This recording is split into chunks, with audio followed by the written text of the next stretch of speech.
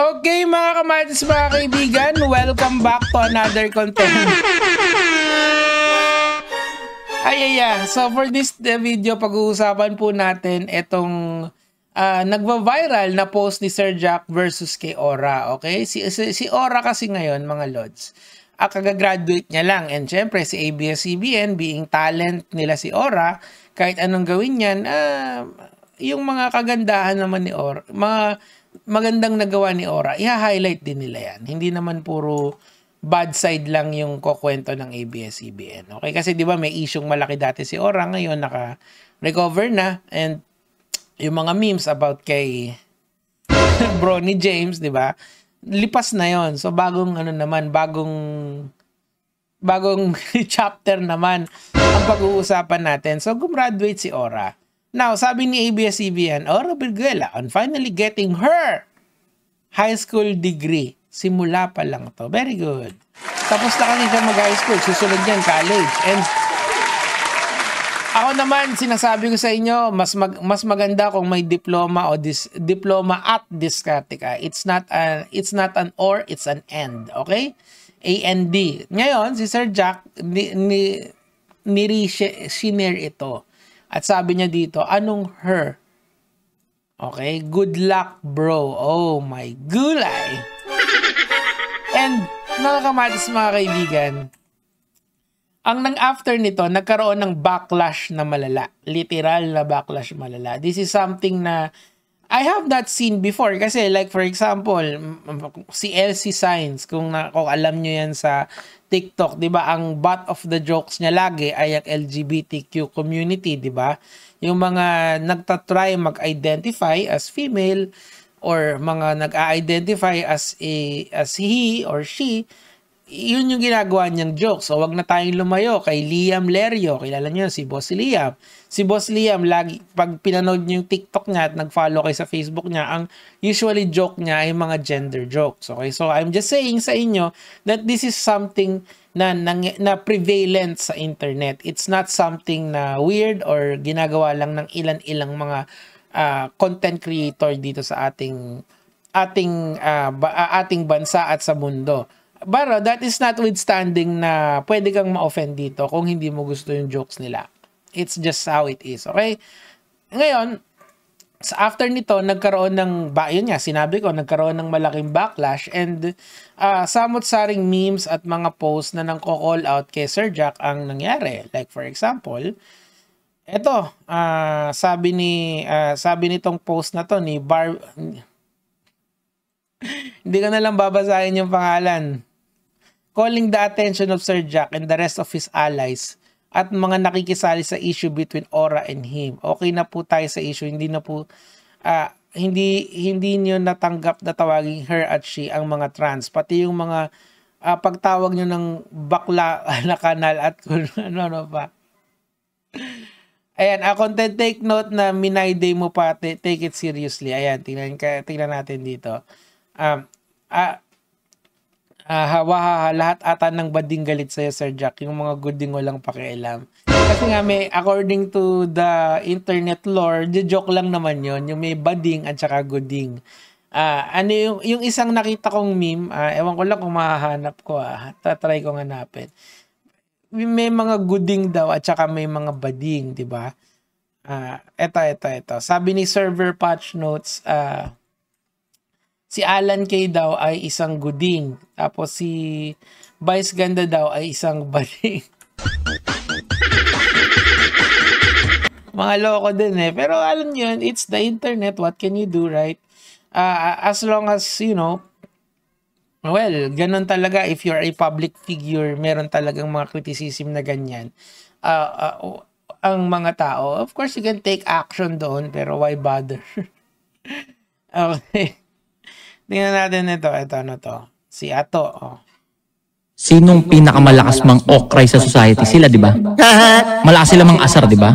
Yung isa nga, yung parang malupit sa kanila, nasa national TV pa eh. Walang si ibang ginawa yun, kundi mang okray araw-araw. Ngayon, pag sila yung inokray naman, homophobic, no? Homophobic. Di ba? Sinong... Well, kasi nga, eto kasi, pag ito kasi yung point dyan na I'm not trying to side with one side or another, pero ibibigay ko lang yung perspective sa inyo. Bakit ganon? Kasi pag inasar mong bading ang isang, or linait mo sa pagkabading yung isang tao, affected lahat ng tao na bading din. Hindi siya just a personal attack. It's an attack on sa pagkatao ng tao. Gets nyo? Kasi maraming bading eh. Correct? Maraming bading. So pag inatake mo yung pagkabading niya, applicable sa lahat ng bading. So, na-offend sila not for them alone, but for their community. Gets? Pag tinawag kitang pangit, hindi ko naman, well, yun yung branding niya, to be fair. Hindi ko naman dinidiscriminate lahat ng pangit. Ikaw lang yung tinatawag kong pangit. Pero pagka inasar mo yung pagkabading niya, kunyari yung kay Sir Jack, best example, pag tinawag mong yung pagka hindi mo validate yung pagka-she niya, lahat yon applicable sa lahat ng bading. Correct? Or yung she niya. Kasi hindi mo ginamit yung proper pronouns niya eh. Anyway, let's continue. Ito. Sabi, ano ba to? Kawawa. Ito. Binalik niya to. Kasi nga, kung naaalala nyo to, etong si Jude, si Sir Jude. Di ba, ito yung mga, hindi nyo nagustuhan na LGBT. So, ang internet was on the side of the guy. Ngayon naman, they are on the side of Aura. At galing sila kay Sir Jack. So, ano ba talaga ito? Si Aura ba talaga to? Kung kulang sa nguso, bumawi sa puso. Ayan, hindi naman siguro admin. Ayan. Alam nyo, yan yung masama ngayon eh. Kasi yung disability naman ni Sir Jack ang linalagay sa table. I'm not for that, okay? Ang bakla masama ugali. Pag bakla masamang ugali, bading yan. Pero pag mabait, kuding yan.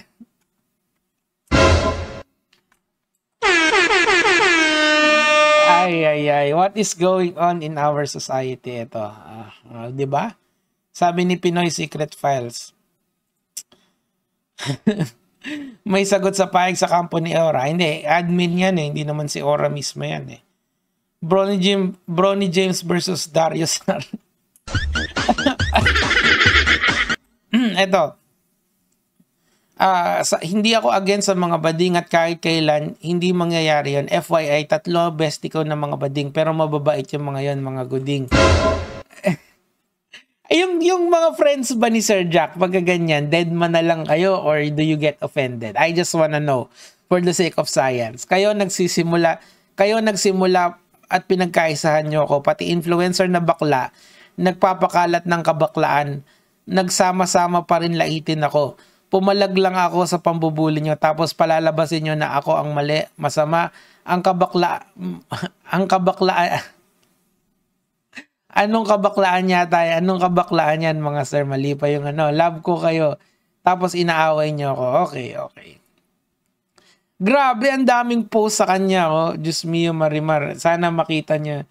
Pagka tinype mo yung Sir Jack, tapos sabay talagang nagte-trending siya ng sobra. Okay, so, let's give our take dito mga lods bago tayo maghiwa-hiwalay kasi overtime na tayo. Okay, so, sa Amerika kasi mga lods, meron mga tinatawag na woke na mga tao. Hindi, progressive para mas madali nating intindihan. There are two school of thought, progressive at saka conservative. Dito muna tayo sa progressive, okay? Yung mga progressive, ito yung mga woke na tao, okay? Ngayon, pag tinanong mo kunyari nasa Amerika ka, tapos meron kang nakitang tao doon, tapos tatanungin mo, what's your name? Ang sasabihin niya, this is my name and these are my pronouns, okay? So, sa Amerika kasi, nagiging extension ng pagkatao nila yung pronouns nila. Even if you see someone na mukha siyang lalaki, but she identifies as female, you have to respect kung ano yung identification niya kung nandoon ka sa area ng mundo na yon. In the same country, meron din mga conservative that sexuality for them is very fundamental. So, ibig sabihin nun, kapag pinanganak kang lalaki, forever kang lalaki, hindi mo maiiba yan. Kahit anong putol gawin mo, kahit anong hormone ang gawin mo, you are still going to be fundamentally a male person for the rest of your life. Meaning to say, yung pronouns mo is fixed to he and she. Okay? But that is in America. Now, let's go to the Philippines. Sa Philippines kasi, mas prevalent dito yung conservative idea. Kasi nga, most of us here, or most of you guys are either Muslim or Kristiyano, and konti lang yung mga kagaya ko na agnostic pagdating sa religion. Gets? So, meaning to say, yung mga kagaya ni Sir Jack has a fundamental idea of what is male and female. Okay? Pag pinanganak kang babae, then you are going to be female for the rest of your life. Pag pinanganak kang lalaki, then you're going to be male for the rest of your life. Meaning to say, fix na yung iyong gender for the rest of your life. So, for these people na may ganitong mentalidad, someone who identifies as female is quite ridiculous for them. Is going to be the butt of the jokes for them. Okay? Hindi nila kasi kayang mag-adjust doon sa paradigm ng mga taong may progressive ideas about sexuality. Okay? So, ilagay naman natin itong conversation na to sa practical na usapan. Okay? Dito sa ating bansa, prevalent na yung mga bading. Prevalent na yung mga tomboy. Prevalent na yung mga bisexual. Prevalent na yung LGBT community natin. Marami sila dyan. Okay? So, there are some people who would like to be called who would like to be identified as female kahit na mukha silang lalaki. Perfect example si Aura. Aura wants to be identified as female. Okay? Sila Ricky Reyes, although bading sila, hindi okay lang sa kanila kahit tawagin mo silang sir. Doesn't really matter. Pero kay Aura, it matters to her na tawagin mo siyang male and female. So how do we resolve that? Ako, tinitingnan ko na lang yung pag-identify ng tao to a gender as extensions of their name. Ganun lang kasimple, para hindi siya complicated sa akin. What do I mean by that? Kunyari, meron kang nakilalang person, ang pangalan niya ay Tony. Now, si Tony, hindi mo alam kung Tony Fowler ba or Tony Stark ba. So, hindi mo alam kung male and female siya. Then, it matters what pronouns Tony uses, di ba? What pronouns do you use, Tony? Kung sinabi niyang she, her, ibig sabihin, Tony Fowler to. Pag he, him, Tony Stark to. Gets nyo? So, ganun ko na lang din tinitignan yung mga kababayan nating LGBTQ. Kung meron akong nakita na isang Aura Briguela or Vice Ganda, the first thing I will ask them is, ano po ba yung pronouns nyo para ma-address ko kayo ng tama? It's just an extension of their name, okay? Of their identity, kung ano ba yung gusto nila. It's not a very complicated matter for me. Kasi hindi naman mahirap na tawagin mong ate yung bading at tawagin mong kuya yung tomboy. Kaya, what's wrong with that? Para sa akin, it's a simple task of naming, of renaming. Hindi siya mahirap sa akin. It doesn't require 99% of my brain. Baka 0.00009% lang. But for some people, this is a fundamental problem sa kanila. Dahil deeply rooted yung kanilang belief system about what gender is. Some of them are saying na facts naman yun eh. Well, they are not wrong in saying that. Pero I'm just saying sa inyo, na isipin nyo na lang na parang pangalan. Para hindi siya totoong maging problema. Eh, ganun gusto niya eh. But some badings, or some tomboys, doesn't really matter kung anong tawag mo sa kanila, whether sir or ma'am, di ba?